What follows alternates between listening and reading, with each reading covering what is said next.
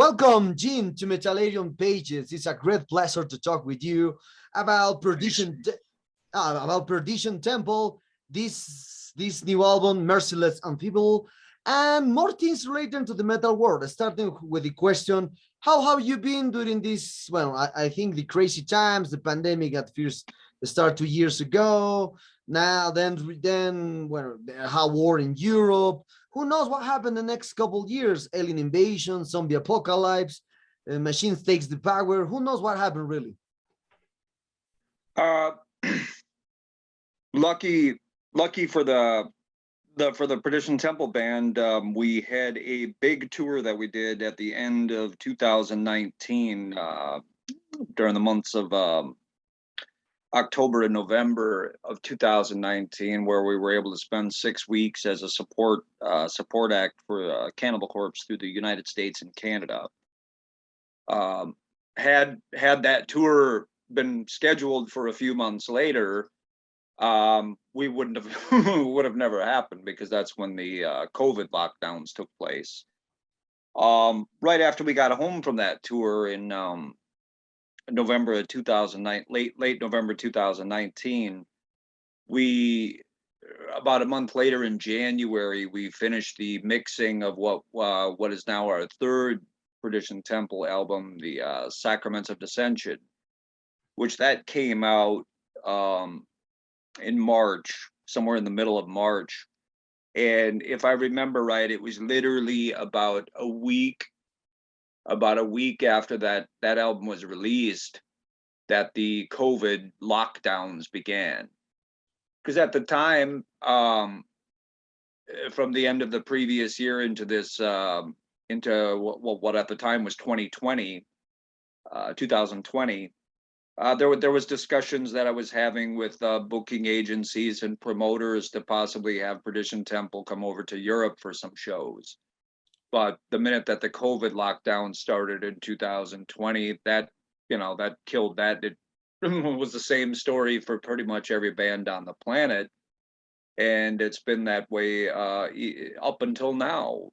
It's probably only in about the last maybe 6 months that I've seen serious touring from bands.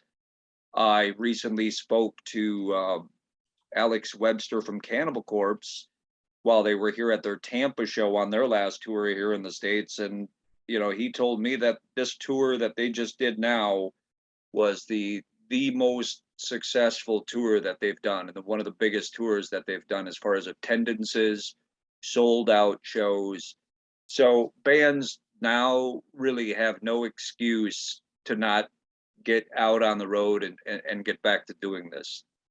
I know that international travel is still an issue. Those are things you have to deal with, but bands have to participate in making the world turn back on with all of this stuff, and other bands are proving that it can be done. So it's a matter of time now for all of us to get back at it. But aside from the live thing, I mean, our band hasn't been able to play for the last couple of years. We have a few shows coming up in the next months, a local show here in Tampa, and then one out of state in North Carolina, and a few other things in talks, but nothing set up for that specifically yet. Time will tell, though. Yeah, things on the horizon, but nothing concrete yet. Yeah. Now, I've been seeing a lot of activity by your way or by your side, because you did this new album with Perdition Temple. Now you release an EP with Malefic Throne with John Longstreet. You gather into a new EP. You do an Exorcist new upcoming, and new Demonize with Antimo from Discourse and at the time. So what kind of mix do you want to hear in this new album from Demonize, especially because I'm a huge fan for the only album from Demonize, but now I'm really expecting something more visceral, and when you're influencing the guitar part with Black Death stuff, well, it will be amazing, this new album. Well, I don't know if you researched it or not, but I do have a bit of a history with that original Demonized album. Okay. Because back in the early 2000s, I briefly attempted and it was very short-lived, but I tried to do a record label of my own. And there was a few releases that I'd put out, Abhorrence from Brazil, Ophiolatry from Brazil, a Texas death metal band called Reign of Terror. And what would have been my next release that I'd funded was the first Demonized album, because I'd heard about a year prior, I'd heard the Domain Demonized split CD that I think it came out on I think it came out. It was one of the labels from Mexico. I can't remember which label, but the people that are fans of the band would know what I'm talking about. So I heard the Domain of the Demonized, and when I'd found out that Osmos at the time had already signed Domain, which became Ravager, I was also a fan of the Demonized part of that split. So I contacted Antimo, told them that I was interested in whether or not they were looking to do a full-length album, and they were. So I gave them a few $1,000s to record the album. They did, and then they sent me the masters, and I had everything completed. But it came to pass that I wasn't able to continue the label any further. So I closed, and then I sold the masters for their Demonized album to Osmos. So I believe in 2003, that release did come out through Osmos. Now, I guess it's about a year or so ago now that Antimo told me that he was looking to start up Demonized again and do something new with it, that he invited me to participate in it as guitarist.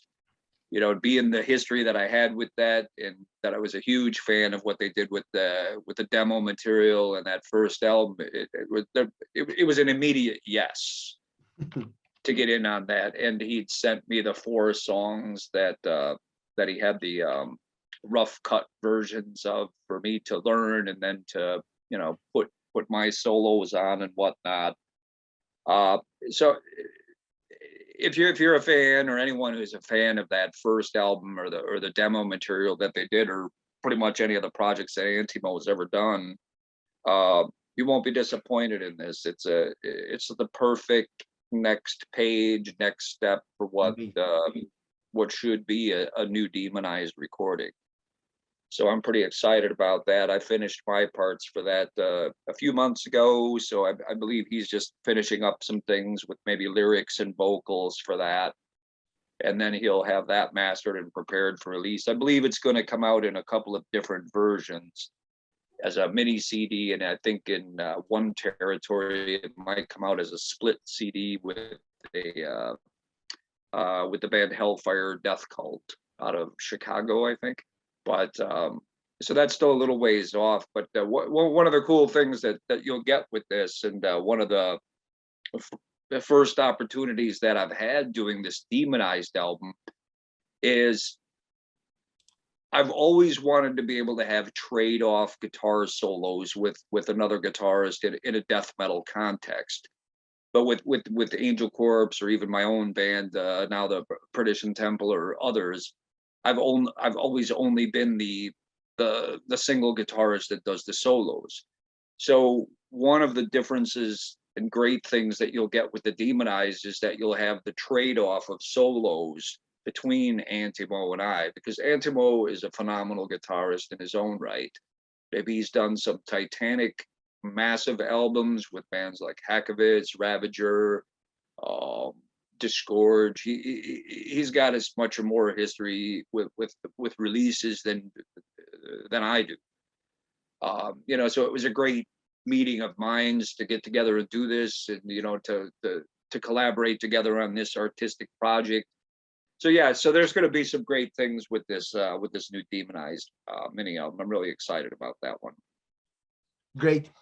Other aspect that took me by surprise when you released the first EP with Malefic Throne, and you did this EP with John Lonsdon, a new union with John Lonsdon, because you stopped music with him until the Inexorable, if I remember. Yeah, until the Yeah, it next. was all to date. That would be more than 20 years back, because the Yes, last album yes. that John did with us with the Angel Corpse band was the 1997 recordings of the second Angel Corpse album, Exterminate. Exterminate, yeah. You know, and then he exited the band at that time.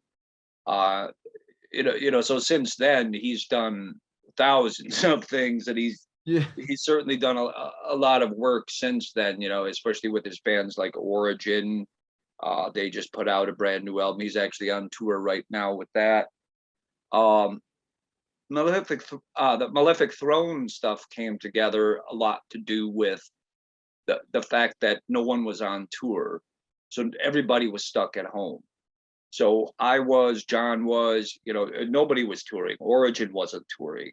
Perdition Temple wasn't doing anything. Luckily, we had our tour at the end of 2019. Morbid Angel was not touring.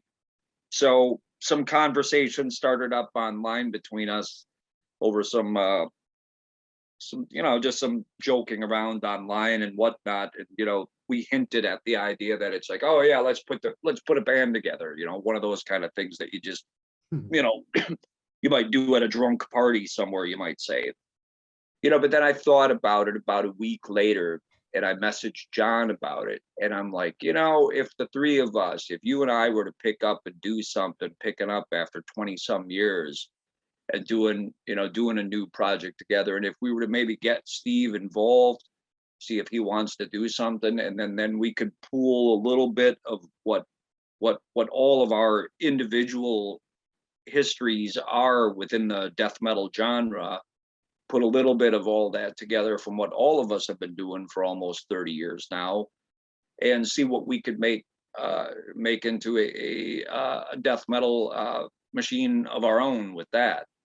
So the start of it is that mini album that came out this last end of January this year, the self-titled Malefic Throne mini CD, mini LP, etc., through Hell's Headbangers Records. And we've had really good response to it, So we've got a lot of really big plans for that in the near future as well. There's a lot of things that'll be announced regarding that. The Malefic Throne band probably very soon, but yeah, there's some big things underway with that. Okay. So into this matter, how did it feel to work again with John Lonsdale? Because when I hear Exterminate, he was more visceral in his technique, drums, methods. But now it's more technique. If you hear the new album from Origin, they're super fast. The double bass, the snares is super fast. I think he's one of the biggest drummers now in the US.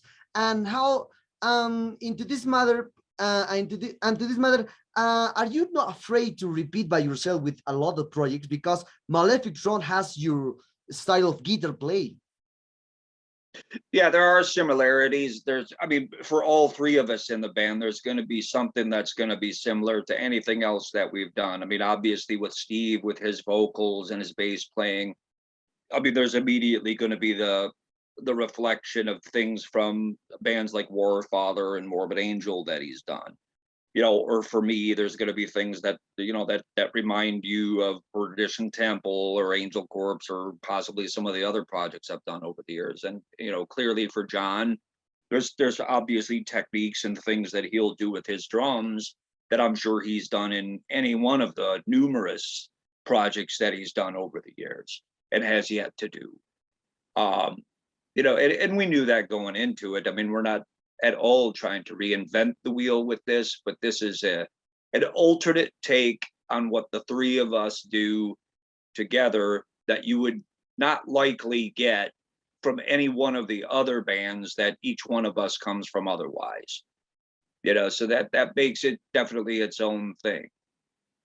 Okay. And what's great too is the fact that after all these years of even though that we haven't played together in any band for over the last couple of decades, like John and I have the experience of all the projects that we've done from that time until now. So getting on the page to do this project came together very easily. You know, a lot of it, you know, obviously we all live in different states. I live in Florida, John lives in New York, and I believe Steve is in Virginia's. You know, so everything we had to do through file sharing, but we're experienced enough, and we do the work professionally enough to where we can do that and do it accurately and get it done right. Okay. So now we will talk about one question that I love to ask you, because you are, for me, you're a great influence for a lot of black death metal bands around the world, especially for Polish scene, Infernal War, this kind of music, Azeroth, this kind of stuff. They had your influence in your guitar, and they guitar they play like you. So how do you develop and a proper style for you? Because when I talk with a lot of fans around the world, I talk with my friends here, and when we talk about the Black Death from Europe, it's very different from the Black Death from US, especially because you create this style with Angel Crop. So when many people talk, hey, what is the sound about the Angel Crop sound? Yeah, and your name came up all the time. Your name came up. Jim is the origin of this visceral, extreme, furious, obscure sound into the black death metal guitar from US. I mean that is really flattering, you know, and I'm honored that that people over the decades feel that way about the work that I've done. I mean, I hope I've contributed something that'll be lasting, that'll last, years to come, that people can still get something from, and get some value out of it. I mean, when I write the songs for any of the bands and any of the projects that I've done, I've always tried to keep in mind the song ahead of everything else. I mean, great riffs, simple riffs, really technical parts and all of that, that's all a part of it. But at the heart of the whole thing, it's, to me, the material has to be a great set of songs. Like, I very specifically listen to the bands that I like and picked apart what I thought made some of my favorite songs the better ones. And it's never going to be the songs that are the quick, 3-minute radio hit type thing with a verse, a chorus, a verse, a chorus, a guitar solo, and then another chorus and a doubled up chorus, and then the song ends. I've never been into that. I mean, like you listen to an album like Sin After Sin from Judas Priest. Okay. And you pick apart some of the songs on there, like Sin or Call for the Priest. It's not just a handful of riffs and a guitar solo. There's a lot of changes that happen in the song, and then the songs go into a different direction at some point, and they take you into a different place. But yet it all works out into a way that resolves back to where it started and finishes out. To me, that's great songwriting. Obviously, I'm a huge Judas Priest fan. But I've tried to do that with death metal music, because I don't want it just to be blast beats and speed picking and just I don't want it to be brain dead. I want it to be as quality a type of music as any kind of other heavy metal that's been around for almost 50 or more years now. So maybe that's something that people pick up on with my material. It's not just that it's the the extremity and the chaos of the way the riffs go together and whatnot, but that the songs have something that stay with you, and that you can remember them, and that you can keep them in your head, even if you're not listening to the record, that you might be able to hear them. So I hope things like that are part of the strong contributions that I've made over the years. Mm-hmm. Okay. So okay. So talking about, especially about you play guitar more than 30 years, because you play guitar more than 30 years, and you are releasing a full length from Perdition Temple. So do you have the same feeling as as 30 years ago when you released this new album? Perhaps do you have the same sensation when you catch up the when do you catch up the guitar for the first time when you are a teenager? Yeah. Yeah, I mean, I'm 49 now, but I definitely can say that I'm 49 going on 15, 16 years old. Every year older I get, that still I'm approaching 16 years old. And I'm sure anybody that thinks that way will understand what that means. And that's what keeps me going with this, is I always try to think that, like, what would the teenage me that was first getting into this kind of like really aggressive type of speed metal, thrash metal, death metal, etc. What were the things that attracted me to it? And when I'm working on new material, as I figure the parts out, figure the arrangements out, I'm like, is this the kind of sound that would have grabbed me or inspired me when I was younger? Obviously there's decades of experience between then and now, so there's a lot more things that I know about the music. But even in a modern context, I try to be like, is this something that would impress the person that was first impressed with this kind of music, here in 2022, as it would have done for me when I was 13 or 14 years old back in 1986, when I was first hearing albums like Rain and Blood and Darkness Descends or Pleasure to Kill or hundreds of other albums since. So I always try to keep that sort of consistency. And I've never wanted to really change gears. I always want to add something new to what I do with each release, with any of the projects I've been with, but I never want to go so far away to completely alienate anybody that's followed what I've been doing with one of the particular bands, that it turns them away. When you hear a new Perdition Temple album, I want you to immediately know that you're hearing a new Perdition Temple album, or a new Malefic Throne, or some of these other projects that I'm involved with now too, like Hexorcist and Demonized. I apply the same sort of approach artistically within the context of what any of those projects mean. I try to do something in that same way. Okay. Nice to hear that. So you have the same feeling as when you play guitar for the first time. That's amazing, because many people sing it on time, they lose this power, and they said just I have experience. I try to get back to all time with the first time, with the first strings that I have, but that's sometimes the experience is first for some. There's still times where I got to sit down. I mean, any day where I have to pick up the guitar and still practice it like I'm some teenager that's like still trying to figure out how to do things. Either I have to remember how things are done, or trying to find something new.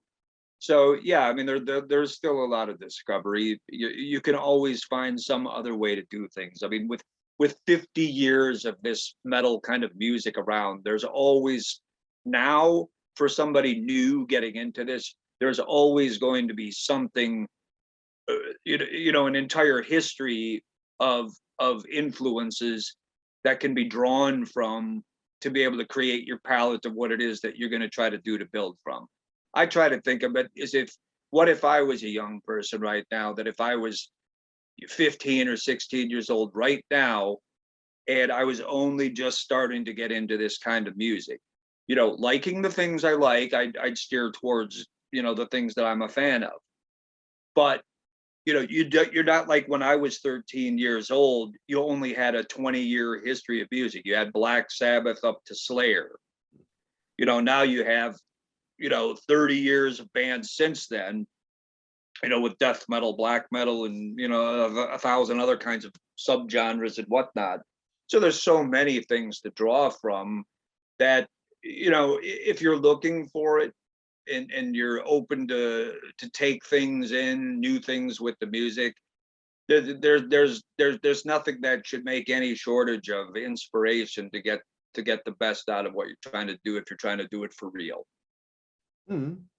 Okay, so what do you think about this thought? When I spoke with European people talking about the power prog or black death metal music, or a lot of genres, he told me that the European people is more melancholic, more melodic stuff they has, but then or more darkness because the black metal they grow there. So but when we talk about the US, the music from US, as you are one of the developers there, so you all the time the music from US is more brutal, more aggressive, more so as a more savage in some ways. So why this kind of stuff just happened in the US since the 80s? Because Morbid Angel, Autopsy, these kinds of more brutal than the stuff from Into more rock and roll parts, this kind of stuff. I don't know if it's really isolated to the United States. I mean, there's a lot of key bands that maybe came out of the United States that kind of set the pace for that. I mean, you had early things like maybe Darkness Descends from Dark Angel, whereas for drummers at that point in time, between Rain and Blood and Darkness Descends, those were sort of the Black Bibles for drummers back in the mid '80s, because they were just so it was just really the speed limit that anybody had really achieved at that point, that was widely known also. So I mean, there's always been, I guess, an incentive for bands from here in the United States to try to pick up on the things that they hear and make the most well delivered or the best delivered version of a sound that they hear. Because I mean, on the flip side, from Europe, you had bands that were listening to the American bands. I mean, if you take like an American album like Bonded by Blood from Exodus, fantastic album that is. But then you listen to, say, Pleasure to Kill from Creator.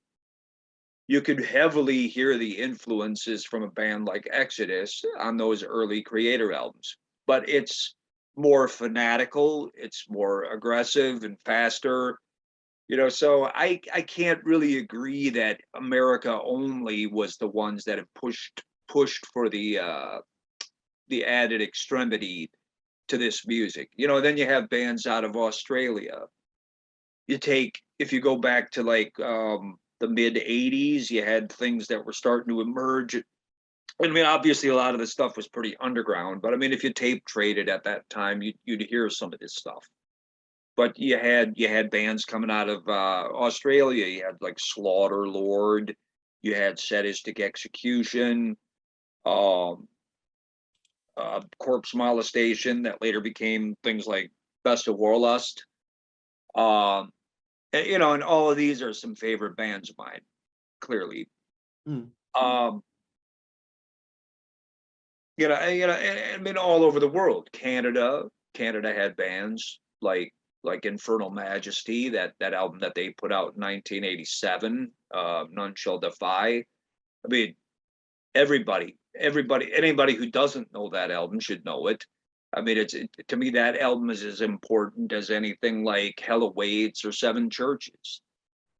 So every part of the world has got bands that have that have done something somewhere to push the extreme a bit further than something else that's come out before. So I mean, I like to give a lot of credit to the United States, but I can't say that we're the only ones that have pushed it. And let's not forget about Brazil. Going back all the way to the early Cogumelo albums like Volcano, Sarcophago. I mean, everybody knows all these albums already. So, I mean, I'm just naming names now, but the point is that there's contributors that have come from every part of the Yeah. globe that have caused the evolution of this kind of music, you know, and I'm glad to have been a part of it, and I try to my best to make valuable contributions for the future. Yeah, that's right. No, I said this because I usually when I spoke with other people, I usually said, yeah, you can hear the Hammer of Gods from the first album from Angel Corps when you with that you did this, and you can hear the first album from Necrophobic. They both bands are in black metal style, but if you can hear, Necrophobic is more melodic, more melancholic. So a black metal dark with black metal are darkness, but if you can hear the Hammer of Gods, it's more aggressive, more it's more intense. The music is more intense than the Europe, and go on. And we have a lot of examples because the first albums from Belfegor are more death metal. Now the new albums are more intense than the previous ones. But if we compare Angel Corps with a lot of black death metal bands around the world, with your sound, you have that talent that is more intense in your music. Well, a lot of what I wanted to try to do, at least in the early beginnings when we started the Angel Corps band, is a lot of my favorites that I was listening to were things like, you know, obviously things like Seven Churches or To Megatherion from Celtic Frost. You know, a lot of the early Bathory stuff, especially the Return album from Bathory. You know, a lot of those kind of things. But one of the things that I noticed is that as the death metal scene started to expand from around the time of, like, say 1989, 90, 91, when the whole explosion of like the new death metal bands like your Morbid Angels, Suffocation, Deicide, and 1,000 others, is that you didn't really have bands that were picking up from where you know, bands like Sodom or Bathory or like more like the thrashing, really aggressive thrashing that you had from a band like Possessed, mixed with the more, you know, grinding sounds that you had with the fast drums and the blast beats and the double bass. It seemed like more like it was just some blast beats and really simple music and somebody growling over it. Continue with the interview. One aspect that I saw about Merciless Appeal is that the edit at the arts, trying the contrast about the old cover arts from the Perdition Temple, the edit from the Antichrist Elect was, has a black and red cover art. Then the next one, with the Tempest Victorious, what did by Edinburgh, was amazing, with the Greek staff, with the volcano into it. So then the Sacraments of Ascension was more with the demonic stuff, this kind. And now the Merciless Appeal is more colorful, but in the areas with white and black. So what are you decide to change completely the cover arts for this new album? I never had for the Perdition Temple band, I've never had a like a black and white cover. And the artist that did that piece was the same guy that had done a previous piece that ended up on the Malefic Throne mini album. You know, so I was already aware of some of his work, and then there was a new piece that he was working on that I saw a snippet of, and I'm like, well, what is that whole piece? Because I saw just a little corner of it, and it was something that he hadn't made public at the time. But when I asked the artist Jenglad Hitam about it, when he sent me just a rough picture of what the whole thing was, I'm like, I want that, because it was exactly just the kind of, you know, sort of like obscure horror type of, you know, combination, and really, you know, the total chaos, real, you know, Lovecraftian type of you know, cosmic horror, you know, etc. that I've always liked and always wanted to have, and the fact that it was a black and white made it even more appealing. And you know, the scheme of the thing went really well with some of the lyrical concepts that I was coming up. So it wasn't even it was nothing that I commissioned specifically for the record. It was a work that was already in progress, that was being done by Jenglot, to just because he's constantly making new art, and he does really rapid work and great work rapidly. So that's why that was picked, and I like the fact that there's a contrast between the visual appearance from each album. A lot of bands like to have a kind of a same visual Yeah, type of look to yeah, yeah. each. You know, it's almost where you get lost at which album cover you're looking at. You know, I don't want that. I want to have something that's, you know, a jump from each one of the albums. So that's why each one of the album covers to date has It's been, different. you know, a different cover artist. Yes, yeah. You know, to make, you know, so that yeah, so that you really get some contrast between The a first one to the second. visual disparity, uh, for, you know, for something that goes along with the uniform sound of the thing, if that makes sense. Yeah, yeah, yeah, yeah. That's right. Because, well, on other aspects, sometimes as a fan, as at the Perdition Temple, I try to relate some aspects, because into the first cover art there is skulls, then to the second one's an a grease temple, then I see in the third one a demons, when a demons in there, so perhaps the Satan there. And the second one has an angel of devastation, or perhaps angel perdition there. So perhaps in some way, perdition has some elements that reflects your ideal things from the perdition temple. Perhaps the wings, perhaps the flames around the last album, perhaps I don't know, how do you see the guadaña is the name in Spanish, about the tool from the dead that in the last album has. So what is the meaning? Do you have some, perhaps do you have some special characters, like a pets, or like special things that the Perdition Temple has into their cover arts?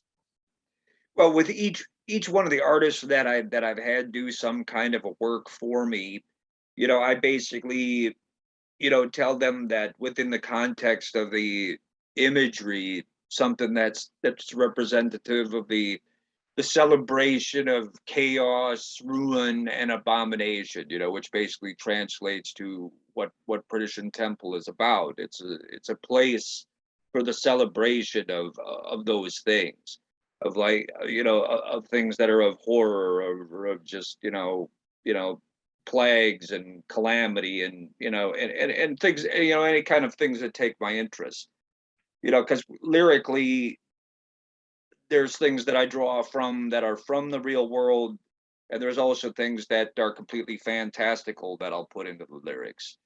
You know, I mean, you know, anybody that reads the lyrics for some of them songs, you know, could clearly tell that, you know, that I'm a fan of you know, like people like H.P. Lovecraft, or, you know, Edgar Rice Burroughs, or Robert E. Howard, or any of those classic, you know, writers from back in the, you know, in the 30s, or before, and that, you know, the classic, the early days of the of where a lot of these kind of themes were developed from, you know. So I always want to have some of that in there, you know. So a lot of times I'll give the same sample lyrics to the different artists, just to have them see what they come up with, you know, as a visual interpretation of what it is I'm doing. So that could be why certain characters or images appear in the art, is because there are certain key things that are always within the framework of the descriptions that I'll give them, or lyric samples that I'll give them to use for inspiration, that are clearly going to evoke those, you know. But then again, using different artists for these ideas each time, you know, gives a completely different take on the similar theme, you know, and makes for something that's got a disparity from what a previous album would be to a future album, etc. Mm-hmm. Okay. Other aspect that I want to ask you is about And when I read some of your lyrics, you talk about genocide, this kind of stuff, but genocide in your way. So that's different. Depends of the people who read and interpret these kind your lyrics. But relating this aspect, we are living in a, as I said in the first question, we are living in a crazy times. Then the genocide with war now is our present, with the pandemic now it was present, because we start this pandemic with a lot of people dying around the world with this virus, this kind of stuff. So perhaps this genocide stuff fits perfectly for the situation that you explain in your lyrics, or not? I mean, there's a few songs that kind of dabble in that kind of idea, but a lot of it's got to do with like real world things that have happened, and so the sorts of madness that ensues, that leads to, that engenders the type of things that cause genocidal reactions, in parts of the world and with people, but within the context of my lyrics, I always try to paint it in some more far-reaching type of fantastical context, that's fitting to the type of music that we're doing. I mean, I'm not just making lyrics to make political shout outs or anything, because I don't follow political things at all. So everything that I write is really based just on subjects that interest me. If there's like really horrific periods of history and I find a subject that takes my interest, I'll try to like weave that into the subject matter of something that I have for my lyrics. Other things are entirely fantastical. I mean, like some songs like like from the last previous the Tempters Victorious album, a song like the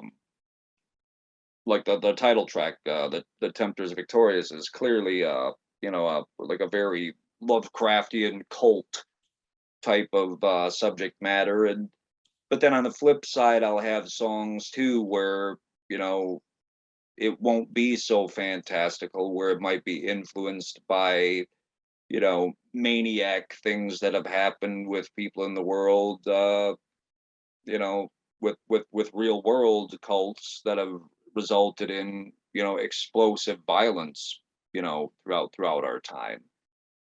So these are all things that I try to weave into the lyrics, and I put my own take on it and try to make a story out of it. All the songs are really just a collection of stories, and you know it's subject matter that I find appealing to write about, make stories of, and weave them into the music that goes with it. And that's what my craft is. Mhm. Okay, okay. Now talking about old discography from Perdition Temple, well, as many bands says that the last album, the curious thing about this is the many bands says the last album is the best work until today. Perhaps you read this kind of stuff with older bands. Our last album is the great one to the date. But a counterproductive thing is that the fans thinks differently. The fans thinks that the bands, reviewers, and other people thinks that the first one or the second are the greatest stones in the career for the band. So I read many times that the first albums from Angel Corps are the first albums of your best work until today. Some people say that, but for me, I love all of 4 albums. But that way represents a lot of things around the world. So into this well, also you think as a fan musician that your first album from your field for all your influence are the best ones for the last ones, your last, perhaps you are a fan from rock, metal, jazz, whatever style that you hear now, you think that the first album from your artist for influence are the best ones to now, because it's normal to think like that. But for a band, for the band is the last one the best word. So what do you think about this matter? This new album, Merciful Affair, is the best work until to date for Perdition Temple, or perhaps do you have some more favorite? Perhaps Is Temper's Victories, perhaps Edict Antichrist Elect, or perhaps the Sacrament Desecration. For me, I love all one. I did my pre-order from the last album. I love it for all your albums. Thanks. I think that there's not a particular album that I think was like the best one. And every album I've done in 2020 hindsight, I think are songs that are some of the best ones that I've ever done. And that's from each album.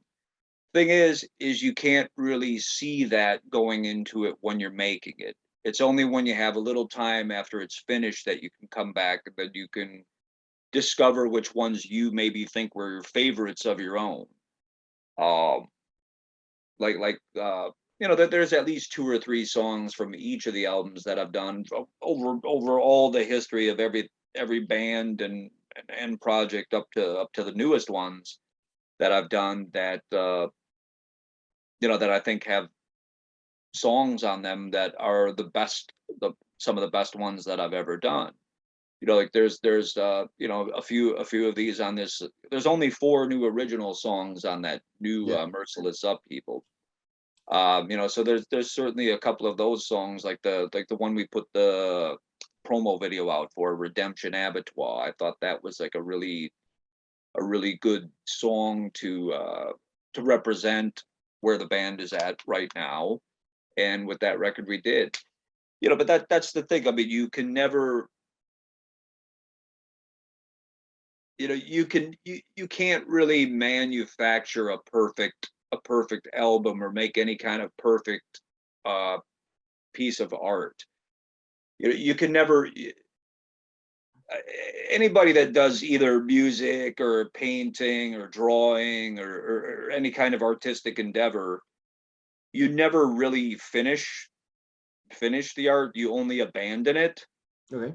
And because if you stay on it forever thinking that you're going to come up with the perfect thing, you will never finish it. It'll never be done. It'll sit on your, it'll sit in your room, for all time, and it'll never get done. So you need to have deadlines.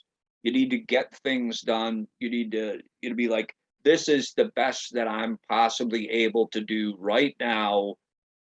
So this is what I'm going to put into it. And that's what you put into it at that time. And that's what it represents with what you deliver. Okay. So after the fact, you can go back and be like, oh, maybe some of these things weren't so great, or I made mistakes there. But there's always going to be something in there after the fact, after the dust settles, that you'll be like, hey, for yourself personally, that you'll be like, hey, I did something really great with that one, or that was a really great song, and that's where that comes from. But that's for the artist side. But for a fan perspective, I think a lot of times their favorite album is the one that they, maybe for a band that they liked, whatever that first album that they heard from the band might become the favorite. Sure, they can explore the discography of the band after that, but I think they'll always come back to that first album that really impressed them, is the one that they're always going to swear by as being their favorite album. Like as a young teenager, you hear, The Number of the Beast from Iron Maiden. I mean, you get grabbed by that album, and or Killers from Iron Maiden, or one of those. And it's like, if those are the first albums you hear from that band, even years down the road, and then you hear the other albums, you're like, yeah, those are good, but they're not these, because that's where you got your introduction. So you'll still be a fan of those other things, but it's those ones that got you in at the beginning, at whatever chapter those bands were in their careers, that are probably going to have left the biggest impression on you. And then that's why they are always kind of like, that's the best one, that kind of attitude. I mean, that's my take on that anyways. Okay. Well, we are very close to end of this interview, Gene. Talking about the album, why did you decide to put 4 songs from your part and 4 songs from the next half of the songs for this new album is covers to Infernal Majesty, Shub Nigurat, Morbid Angel, and Pestilence. Well, for myself, we've had over 2 years now where we've been stuck, and every other band in the world has been stuck without anything to do. So I've used the added time that I've had at home. My job has me work at home, so I get extra hours during the day that I can do things. I've used that time in these last few years to be as inventive and creative as possible with this. Hence those other projects that I'm involved with, like Demonized, Hexorcist, and even Malefic Throne. Those might not have ever even happened had there not been this extra time for people to get together and work on this stuff. So, well, what does that mean for Perdition Temple? Means that I've been able to generate a lot of material. I'm already in the pre-production for what's going to be the next proper full-length album. But in the meantime, it's been long enough, and I wanted to get something new out. So I selected, out of all the material that I've generated, I picked 4 songs, and then I didn't want to just put out a mini album. So I got together with the other guys, and I'm like, well, let's make something, better than a mini album out of this. Let's make it a full length.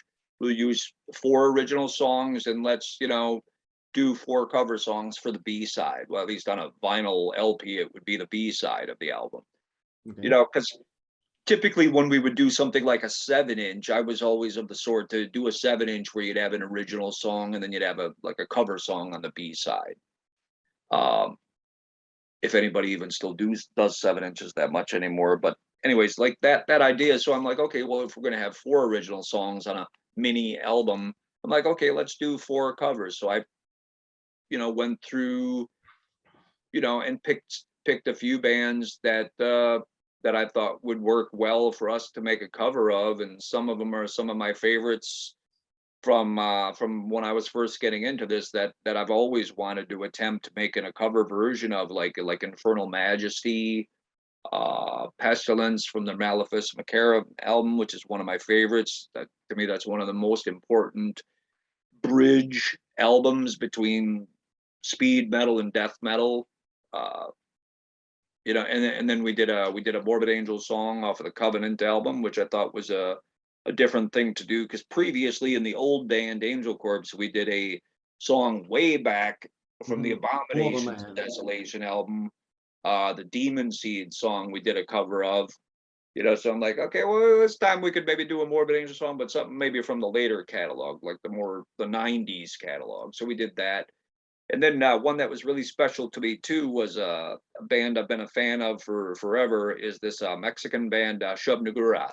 Yeah. So we did a cover track from them, and I think we pulled all 4 of these cover songs off really well, and they everybody's delivering 110% in their performances on the tracks, and we put a lot into them. They're not just throwaway covers that we would have done in a garage or something. They're as well produced as the rest of the original material on there. So I think people that flip over to the B side on this new one are going to get a really good entertainment out of those cover tracks. Mm-hmm. Okay. So what are the future plans that the band has for this Merciless Feel? Perhaps a new video, perhaps a North American tour in the next couple months, or perhaps a European tour, or who knows, perhaps in 2023 a Latin American tour here. There's things in the talking stages at this point, but we don't have anything solid for any kind of a tour as of yet. But we want to get the album out. And obviously we're going to want to do live shows to, help with the awareness of the new release. And we'll take it as we go. We're talking to, people internationally and here in the US as well. So there's some things underway for this that we'll reveal as time goes. Great to know. So, well, Jim, the sad times arrive at this interview. I hope you enjoyed this one as I did. And great time, man. Me too. And thank you very much, really, for your time. I'm a huge fan for your work since the 90s because I'm an old guy. So Well, perhaps I did my pre-orders, as I said. Congratulations for the new one. Thanks. Do you want to add something to your Latin American fans and Metalerium followers? Yeah, definitely for South America, that's one of the territories in the world that I've not been able to get to yet. You know, I've always had hopes to be able to get one of the bands that I've got, at least one of the active bands I have now, to get a chance to come down to South America, like Brazil, Chile, Argentina, Peru. There's so many people that I've been, communicating with over the decades, from all of these parts of the world down there, that to get an opportunity to go down there and meet some of these people that I've been talking to for over 20 years, Okay. that I've only ever met a few of them face to face. So that would be a real honor to be able to get to come down there for some, whatever form it might be, to get down to South America with either Perdition Temple or Malefic Throne, or maybe even Demonized. I mean, they're already down in Mexico, so time will tell. Time will tell, and yeah, we are talking to people about trying to make some things happen like that.